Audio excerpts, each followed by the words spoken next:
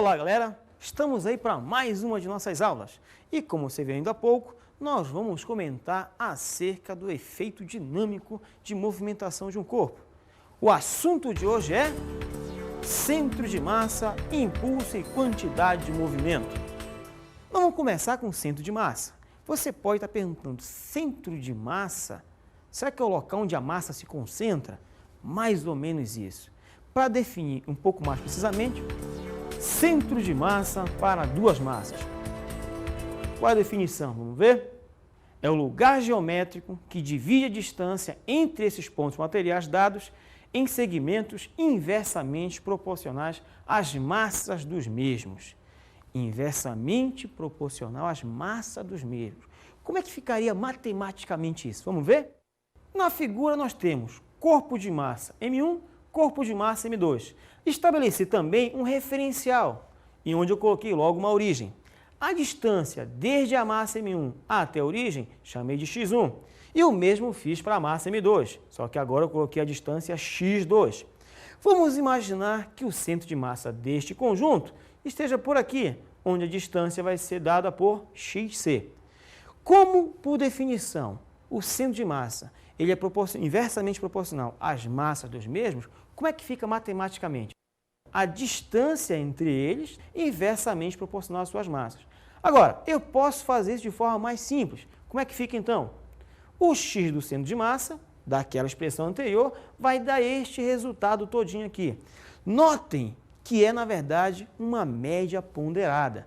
Média ponderada de quem? Média ponderada das posições, onde os pesos de ponderação são justamente as massas. Então, você tem o x do centro de massa, vai ser massa do primeiro vezes a sua posição, mais massa do segundo vezes a sua posição. Tudo isso dividido pela soma das massas, ok? Dessa forma, então, você pode até generalizar esse conceito, essa definição. Ao invés de duas massas, pode ser 3, 4, N massas. Como é que ficaria, então, a posição, a abscissa do centro de massa? Está aí. Essa é a expressão que determina, então, a abscissa do centro de massa. Notem que agora eu tenho todos os termos na expressão. Cada termo desse refere-se a um elemento, a um corpo localizado ao longo do eixo x. Tudo bem? Nós vimos quando a distribuição ocorre ao longo do eixo x. Mas você pode estar perguntando, e se nós tivermos um conjunto de massas agora num plano? Aí você vai fazer o quê? Vai calcular um novo centro de massa. Então, observe, você tem massa 1, massa 2, massa 3, massa 4. Botamos 4 massas distribuídas no plano. Notem que aqui é a origem do sistema de referência. Então, de O até o corpo 1, do O até o corpo 2, do O até o corpo 3 e assim por diante. Como é que eu calcularia, então, agora, nessa situação, as coordenadas da posição do centro de massa? No caso da abscissa, a abscissa agora eu generalizei também, botei para N corpos. É a mesma situação, massa, posição, mais massa, posição e assim por diante.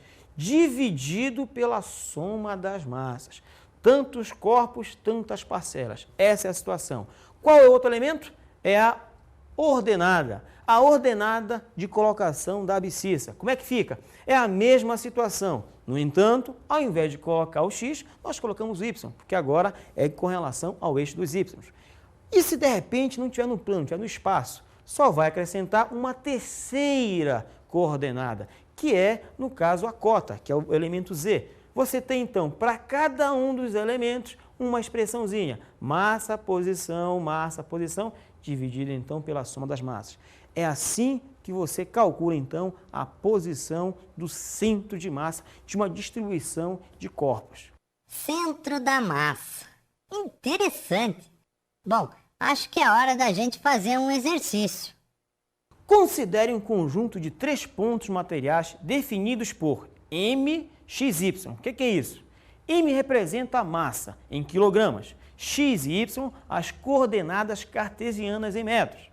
Por exemplo, no caso nós temos P1, P2 e P3, são os 3 pontos. P1 é massa 2 quilogramas e as coordenadas dele, abscissa 0 e ordenada menos 1. P2, massa 1, abscissa 1, ordenada 0. Ponto P3, massa 2 kg, a abscissa vale 2 e, no caso, a ordenada vale 6. No gráfico aqui, então, para nós podermos visualizar o processo, temos aí pontos A, B, C, D e E. Cada ponto desse refere-se, então, a uma abscissa e a uma ordenada. Vamos ao problema, então. O centro de massa do sistema no gráfico é dado pelo ponto. Para responder ao enunciado, para resolver a questão, precisamos, então, inicialmente, calcular a ordenada do centro de massa.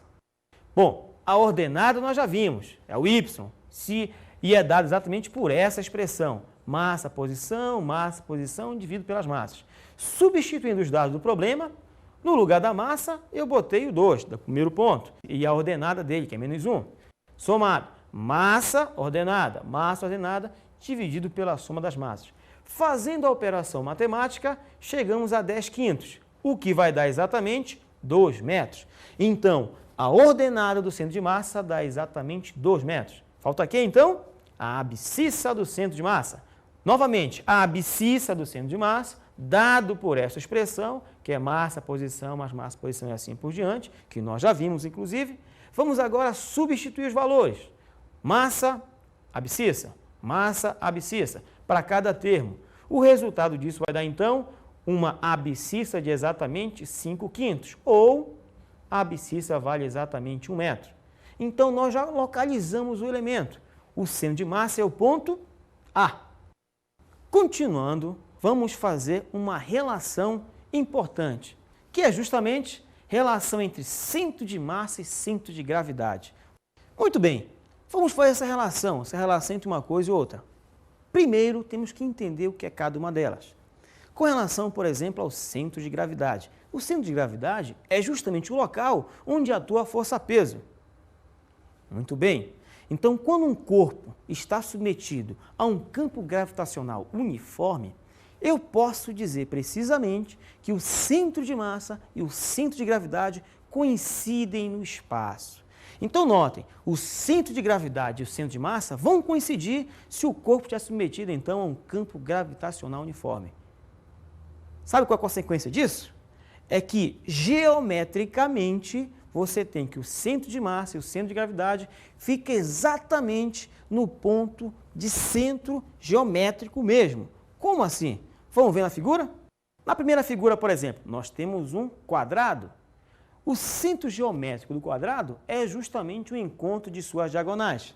Logo, eu posso afirmar que neste ponto central vai aparecer o centro de massa e, consequentemente, o centro de gravidade. Na outra figura, a figura já é um paralelogramo. Neste caso, o que é que vai acontecer? Também aqui, o centro de massa e o centro de gravidade coincidem com o encontro das diagonais. Uma terceira figura, vamos ver? Nessa figura aqui é um triângulo. O centro de massa coincide com o baricentro do triângulo. Neste caso, basta encontrar exatamente o baricentro que você tem o centro de massa. Quarta figura. Bom, nesta figura agora, o que é que eu vou fazer? Da mesma forma anterior, vou encontrar a diagonal. O encontro das diagonais é o centro de massa. No caso de uma circunferência, de um disco mais precisamente, o centro de massa coincide com o centro da circunferência. Mas e se forem figuras geometricamente espaciais? No caso de um cubo, bastaria encontrar a diagonal do cubo, duas delas pelo menos, fazer a interseção.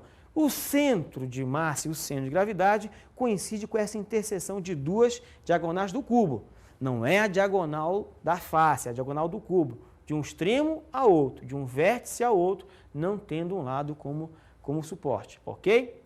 No caso específico agora de um cilindro, bastaria passar uma reta do centro da superfície de base superior e o centro da superfície de base inferior. A reta que liga os dois, cortando qualquer ponto de uma base a outra, vai dar exatamente também o centro de massa, ok? Muito bem, então você já viu como é que calcula, como é que encontra a posição do centro de massa. Vamos ver agora o centro de massa e o seu significado físico. O que fisicamente significa esse centro de massa? Uma coisa importante, nós já sabemos basicamente que você pode então centralizar o corpo num único ponto, chamado centro de massa. Mas essa propriedade ela é mais específica para corpo em movimento. Como assim movimento? É simples. Vamos imaginar duas situações. Vamos ver na figura? Na primeira figura, vemos um corpo transladando, isto é, um corpo deslocando sem nenhuma rotação. E na segunda, vemos um corpo girando em torno de um ponto. Nesse caso, tem uma rotação. O que é importante? No caso da translação especificamente, como todos os pontos do corpo descrevem o mesmo movimento, eu posso então não mais representar o corpo como um todo, mas eu posso imaginá-lo localizado em um único ponto, que é quem? Justamente o centro de massa. Vamos ver a próxima figura? Notem, todo o corpo eu substituí por um único elemento, que é quem? O nosso centro de massa. E a velocidade deste centro de massa é calculada exatamente de uma forma matemática também muito simples, bem simples mesmo. Notem, como todos os pontos têm a mesma velocidade, evidentemente o centro de massa vai ter esta velocidade, ok? Vamos ver agora centro de massa de um objeto de espessura uniforme, uma placa, por exemplo. Vamos ver então? Temos aqui uma figura, um corpo, e eu vou localizar nesse corpo 3 pontos, A, B e C. Para a determinação do centro de massa, nós vamos utilizar um pequeno recurso. O que eu vou fazer? Eu vou pendurar este corpo pelos 3 pontos, em situações distintas. Inicialmente, pendurando pelo ponto A. O que eu vou fazer então? Vou traçar uma reta vertical passando por A. Beleza? Tirado da posição A, vou pendurá-lo agora pela posição B, pelo ponto B. Novamente, traço uma reta vertical passando exatamente por B. Notem logo de cara que o ponto B, a reta que passa pelo ponto B, aliás, corta a reta que passa pelo ponto A.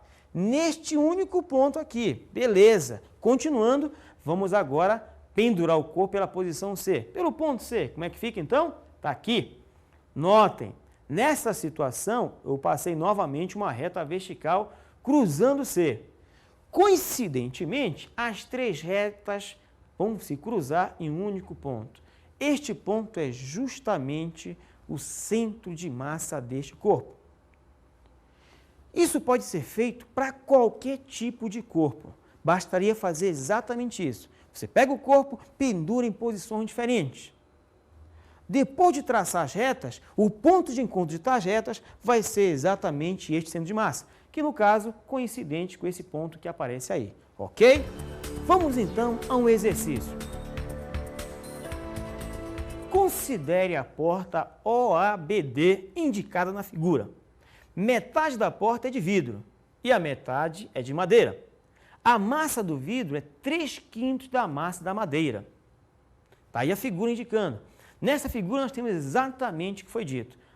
Madeira embaixo, vidro em cima e a porta indicada. A porta é OABD. Notem as dimensões.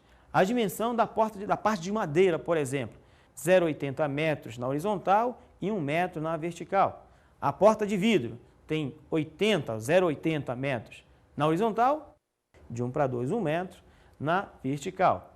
Vamos então determinar as coordenadas do centro de massa. Quais são as alternativas? Vamos ver? Alternativa A, o X e depois o Y. O X centro de massa, o Y centro de massa. Tem a alternativa A, B, C, D, E. Vamos ver qual é que coincide realmente com a resposta. Vamos à solução então. Nesse exercício, eu também vou participar. As áreas vão ser exatamente iguais. A massa do vidro é 3/5 da massa da madeira. Da figura, eu posso tirar que o centro da massa da parte do vidro é 0,4 e 1,5. E o centro da massa da parte da madeira é 0,4 e 0,5. Agora é com você, professor! Então, para nós calcularmos o centro de massa desta peça, o que eu vou fazer? Vou dividi-la em 2 partes, um pedaço de madeira e um pedaço de vidro. E, ainda mais, eu vou centralizar as massas de cada um desses pedaços. Bom, eu já sei a posição do centro de massa do vidro e sei a posição do centro de massa da madeira. Então, agora é como se nós tivéssemos, não uma placa, mas como se nós tivéssemos 2 pontos. Um ponto, que é o ponto madeira, e o outro, que é o ponto vidro. E vamos então utilizar a expressão já conhecida para calcular as coordenadas do centro de massa. Começando então pela ordenada do centro de massa. Para nós calcularmos, é a expressão já conhecida. Nós já sabemos massa, posição e soma das massas. Substituindo os dados, massa, posição, soma das massas. Bom, eu sei a relação das massas, vamos substituir de novo. Está aqui a relação das massas. Simplificando essa expressão todinha, o resultado obtido é que o centro de massa vai se encontrar como ordenada exatamente na posição 7/8 de metro. Bom, já calculamos quem? Já calculamos a ordenada. Falta calcularmos a abscissa. Será que é diferente? Não, é exatamente feito como anteriormente. A expressão utilizada vai ser exatamente a mesma. A abscissa do centro de massa corresponde exatamente a essa expressão, onde também nós temos massa-posição, isto é, massa do pedaço de madeira vezes a posição do seu centro de massa, e assim por diante. Substituindo os dados numéricos, nós temos aí, troquei exatamente as posições pelos valores numéricos. E agora vou trocar a relação de massas, troquei a relação de massas. Simplificando a expressão, o resultado obtido então é x do centro de massa igual a 0,4. Vamos dar então continuidade ao assunto e falar de força impulsiva. O que é uma força impulsiva? Em geral, uma força impulsiva é aquela que atua num curto intervalo de tempo e tem um efeito estrondoso. Vamos ver o gráfico de uma força como essa. Bom, está aqui, ó. Note, o gráfico da força impulsiva me diz o seguinte, que ela existe num curto intervalo de tempo e neste curto intervalo de tempo a intensidade dela é relativamente grande. É assim que é uma força impulsiva. Muito bem, uma força impulsiva, ela traz como efeito uma variação brusca na quantidade de movimento do corpo, isto é, no seu estado de movimentação. Quantidade de movimento tem uma grandeza que nós vamos definir também, mas a princípio pense, toda força impulsiva ela age num curto intervalo de tempo com uma grande intensidade. É o que acontece, por exemplo, quando você, de repente, quer grampear um grupo de papel, um conjunto de folhas de papel. Você pega o grampeador e empurra, não consegue grampear. Não contente com isso, o que você faz? Você pega o papel, põe o grampeador e dá uma porrada. Pá! Neste caso, você aplicou uma força impulsiva. Por quê? Porque uma força com curta duração, só o tempo de impacto, e com uma intensidade relativamente grande. Qual é o efeito disso? É que você vai conseguir, então, grampear o papel. Tem outros exemplos. Em geral, as forças impulsivas elas são aplicadas, em geral, em colisões, em contato de corpos. Ok? Evidentemente, tem outros tipos de força impulsiva. Vamos ver, então, alguns exemplos de força impulsiva. As forças internas que surgem em uma explosão são um exemplo claro de força impulsiva. Por que isso? Porque essas forças, elas existem no curto intervalo de tempo, que é justamente o tempo de explosão. Agora, a intensidade delas é tão grande que faz com que todas as outras forças possam ser desprezadas. Então, guarda isso. Todas as forças internas que vão surgir em uma explosão são exemplos claros de força impulsiva. Uma curiosidade interessante para a gente, acerca de força impulsiva, dessa interação de corpos, seria, por exemplo, o seguinte. Não sei se vocês já perceberam, mas se eu abandonar um ovo na areia, ele não quebra. Ovo cru, né? Se nós pegarmos esse mesmo ovo cru e abandonarmos no asfalto, ele quebra. Sabe por quê? Agora você me deixou curioso, professor. Que tal a gente ver isso na prática? Boa ideia! Vamos realmente ver isso na prática. Vamos ver?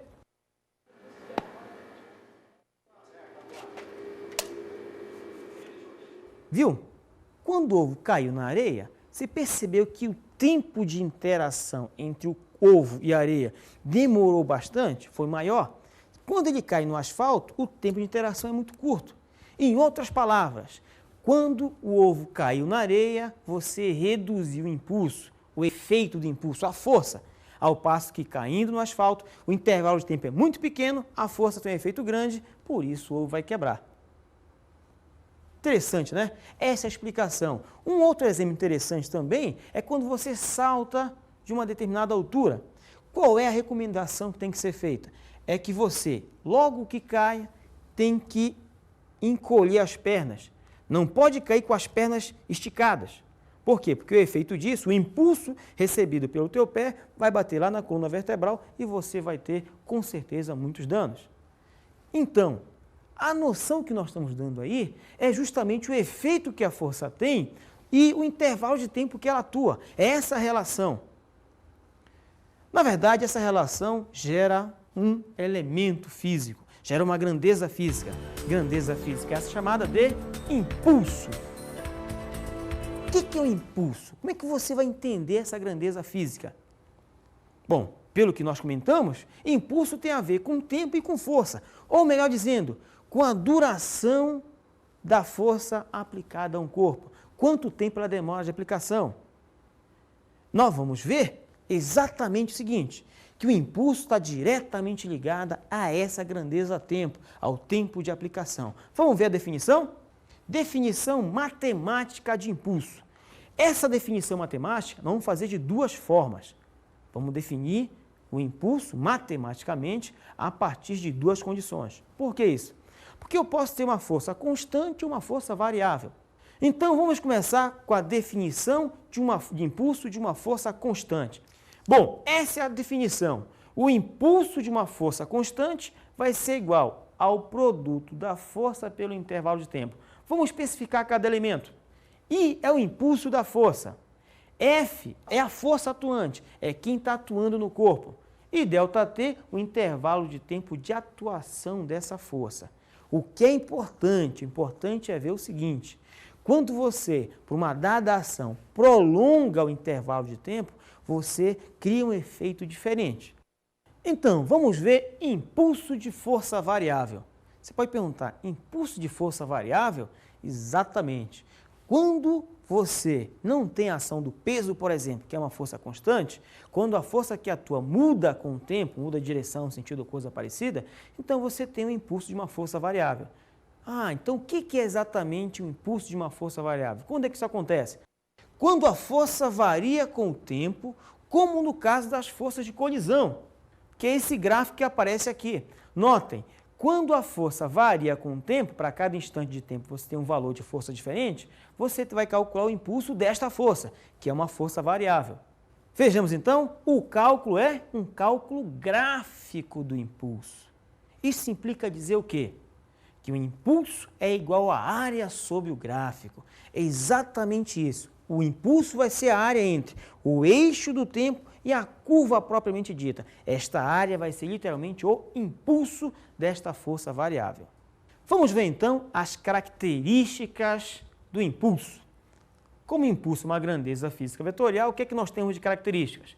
Primeiro, direção. É a mesma direção da força aplicada. O sentido, outra característica fundamental, é esse sentido do impulso. O sentido do impulso é o mesmo sentido da força. A intensidade da força, que corresponde ao quê? Ao produto da força pelo intervalo de tempo que ela está atuando no corpo. Uma coisa importante, impulso é grandeza física, que é o produto de duas outras, e cada uma delas tem uma unidade. Ora, se isso acontece e as unidades não são simétricas, eu posso afirmar com certeza que impulso tem uma unidade. Vamos ver então? Unidade de medida do impulso. Vai ser quem? No SI, é o Newton da força vezes o tempo, que é segundo. Ou seja, Newton vezes segundo. Também eu posso expressar isso como sendo quilograma metro por segundo. São essas as unidades de medida do impulso. Notem que quilograma metro por segundo é como se fosse quilograma massa, metro por segundo velocidade. Então, a unidade de impulso é a unidade de massa vezes velocidade, ok? Vamos ao exercício então. Um corpo de 2 kg é lançado verticalmente para cima num local onde a aceleração da gravidade vale 10 metros por segundo ao quadrado. Determinar a intensidade, a direção e o sentido do impulso aplicado pelo peso do corpo, desde o lançamento até o instante 5 segundos. Vamos à solução então? Ora, você já sabe que a intensidade do impulso é força vezes tempo. Substituindo, quem que é a força? A força é o peso, que é massa vezes a gravidade, que no caso vai dar 20. Então, o impulso vai ser 20 vezes 5, que vai dar exatamente 100 ou 1 vezes 10 ao quadrado. Essa é a intensidade do impulso, cuja unidade vai ser Newton da força vezes segundo do tempo. Qual seria a direção, então? Ora, a direção e o sentido são os mesmos do peso, que você já está careca de saber. Peso vertical para baixo é exatamente essa orientação. O impulso vai ser, então, quem? Direção vertical, sentido para baixo também, ok? Vamos ver uma outra grandeza importante, que é a quantidade de movimento de um corpo. Definição de quantidade de movimento. Como é que seria isso? A quantidade de movimento é o produto da massa pela velocidade. Quantidade de movimento, que é o quê? É igual a massa vezes velocidade. Vamos especificar? Características da quantidade de movimento. Ora, é importante nós notarmos um detalhe. Quantidade de movimento, que é massa vezes velocidade, novamente é um produto de duas grandezas físicas. Massa tem uma unidade, velocidade tem outra. Com um detalhe, velocidade é um vetor. Ora, se velocidade é um vetor e quantidade de movimento está diretamente ligada a essa grandeza, a grandeza vetorial velocidade, então eu posso afirmar que quantidade de movimento também tem características vetoriais. Direção é a mesma da velocidade, isto é, se o corpo se movimenta verticalmente para cima, direção vertical. Se o corpo se movimenta na horizontal, direção horizontal. Se o corpo, de repente, está parado, não tem velocidade, não tem quantidade de movimento. Se, de repente, ele começar a se movimentar de forma inclinada, a quantidade de movimento também é de forma inclinada.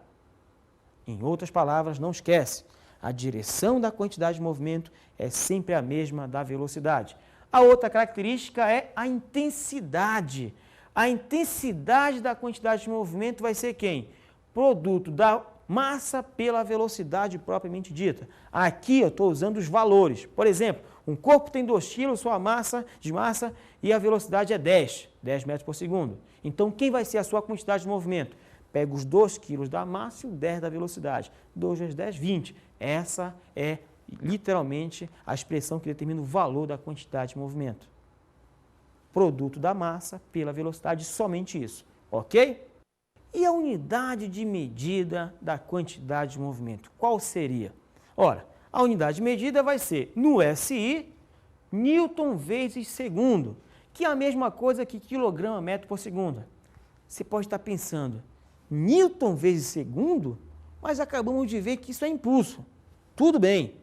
Coincidentemente, Newton vezes segundo, que é impulso, é exatamente a mesma unidade de quantidade de movimento. A curiosidade pode ser grande, você pode estar pensando, pô, então impulso é a mesma coisa que quantidade de movimento? Não. Nem sempre as grandezas físicas que admitem a mesma unidade são de fato uma mesma grandeza física. Agora, em geral, elas estão relacionadas. Isto mesmo, existe uma relação linear entre impulso e quantidade de movimento. Mas vamos esclarecer um pouco mais o que é esta grandeza chamada impulso. Teorema do impulso. O impulso, determinado pela resultante de todas as forças externas que agem durante certo intervalo de tempo sobre um ponto material, é igual ao incremento da quantidade de movimento do ponto durante o mesmo intervalo. Exatamente isso. O impulso da resultante é igual à variação da quantidade de movimento. Esta é a relação entre impulso e quantidade de movimento. Na verdade, isso é um teorema chamado teorema da quantidade de movimento, ou teorema do impulso. Como é que é a expressão matemática dele? Vamos ver? O impulso é igual à variação da quantidade de movimento do corpo. Isto é, I é igual a ΔQ. Mas quem é o ΔQ? O ΔQ é justamente a variação, que vai ser valor final menos o valor inicial. Essa relação é importantíssima. O impulso sendo igual à variação da quantidade de movimento. Uma coisa interessante disso aí é aquilo que nós falamos ainda há pouco acerca do ovo. O ovo, nós vimos no experimento, estava caindo sobre a areia. Qual é o efeito da areia sobre o ovo? Fazê-lo parar, ou seja, variar a sua quantidade de movimento. Agora, você pode variar em pouco ou em muito tempo. O que determina isso é justamente o impulso. Quando o impulso é grande, a variação é muito rápida. Consequentemente, o ovo vai quebrar porque a força vai ser grande. Ao passo que, se o intervalo de tempo for um pouco maior, então a força é um pouco menor, já que é a mesma variação, consequentemente o ovo não vai quebrar. Exatamente assim. Da mesma forma, quando você, de repente, pula de uma certa altura, como mencionamos há pouco, por que você tem que encolher a perna? Para você prolongar o tempo de contato. Notem que a variação da quantidade de movimento é a mesma.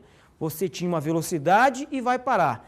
Parando rapidamente ou parando de forma mais lenta, a diferença é o efeito na tua coluna vertebral. E assim por diante, ok? Vamos então a um exercício. Vamos lá? A figura mostra os vetores velocidade inicial e final de uma bolinha plástica de 2 kg que colide com o solo liso, horizontal e polido, sabendo que o choque durou 4/10 a menos 2 segundos e que a velocidade inicial possui o mesmo módulo que a velocidade final, que é de 10 metros por segundo, determine a intensidade da força média que o solo exerce na bolinha. Vamos ver a figura? Está aí. O corpo foi lançado para o solo, bateu e refletiu. Essa é a velocidade inicial e esta outra velocidade final. Note que estamos representando vetorialmente. E ainda mais, os ângulos aqui são 30 e 30. Notem o detalhe importante. Se nós prolongássemos essa velocidade, nós veríamos que o ângulo entre esta velocidade e a outra é de 60 graus. Vamos continuar a solução então. Já peguei a velocidade final, que é para cima, já trouxe a velocidade inicial para baixo e, como mencionado, já verifiquei que o ângulo vale 60 graus. O que é importante perceber é que este tamanho é o tamanho da velocidade inicial e este outro é o tamanho da velocidade final. São iguais. Velocidade final de mesmo tamanho que a inicial. Logo, eu posso afirmar que esta figura vai me dar um triângulo. E mais especificamente, como este lado é igual a esse aqui, os ângulos de base têm que ser iguais. Como aqui já é 60 graus, aqui tem que ser 60 e 60 também. Qual é o triângulo que me resultou? Um triângulo equilátero, em que todos os 3 lados são exatamente iguais. O que eu estou afirmando então? É que o valor da variação da velocidade é igual à velocidade inicial, que é igual à velocidade final. Se nós multiplicarmos pela massa, o que é que nós vamos ter? Está aqui, m delta v, mv inicial, mv final. Na verdade, m delta v é a variação da quantidade de movimento.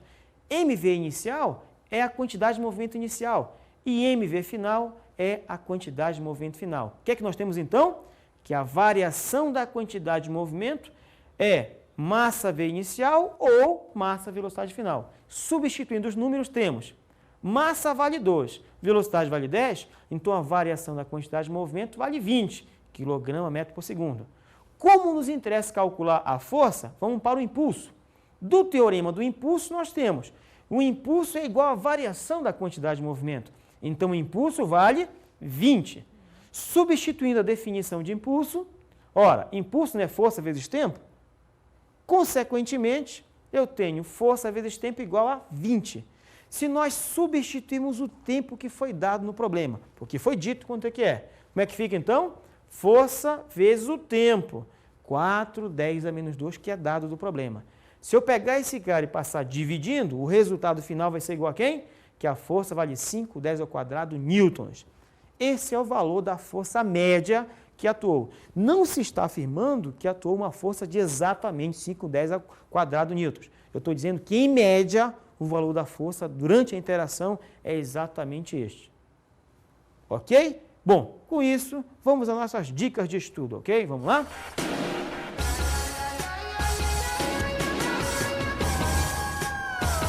Impulso, quantidade de movimento são vetores. Então, estude muito, muito as grandezas vetoriais. Saiba todas as relações. Aí você tem condição de fazer qualquer problema, ok?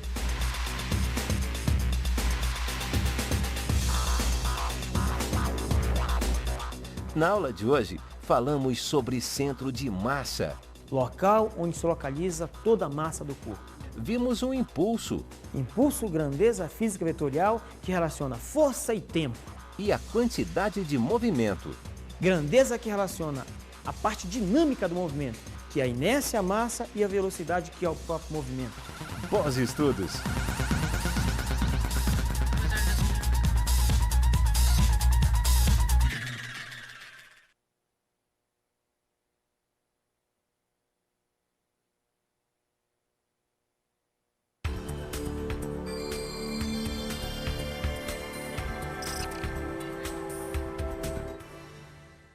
Caro amigo, este assunto de impulso e quantidade de movimento requer muito de vetores. Vale a pena fazer uma revisão de toda a análise vetorial, toda aquela parte de vetores inicial, para poder o aluno compreender as características dessas grandezas, ok?